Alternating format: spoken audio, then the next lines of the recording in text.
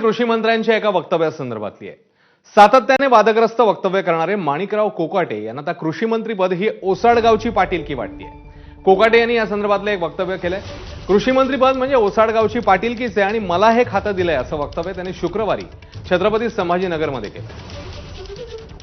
शेतकऱ्यांचं असं म्हणणं आहे की उभ्या पिकांचे पंचनामे केले जात आहे असं। ज्या हार्वेस्टिंग झालेले त्यांची तर पंचनामे करून काय करणार आहे? ढेकळाची पंचनामे करायची का? नाही, कांदे वगैरे ज्या पोळी कांदे वावरात आहेत त्यांचीच पंचनामे होतील, जे घरात आणून ठेवले त्याची पंचनामे नाही करता येणार। त्याची पंचनामे करणं अवघड आहे, ते नियमात बसत नाही। जाणीवपूर्वक त्यांनी मला हे या ठिकाणी कृषीचं खातं दिले। आपल्याला कल्पना आहे ही तशी ओसाडगावचीच पाटीलकी आहे, पण कसं असलं तरी सुद्धा त्यामध्ये सुद्धा चांगलं काम करता येऊ शकतं। हा पण एक आपल्याला हे पण एक उदाहरण आपल्याला महाराष्ट्रामध्ये द्यायचंय। तर कोकाटेंच्या वक्तव्यावर राज्याचे महसूल मंत्री चंद्रशेखर बावनकुळे काय म्हणतात तेही जाणून घेऊया। याबद्दलचा निर्णय अजित पवार साहेबच करू शकतात। समाजाला वाईट वाटेल असे कुठलेही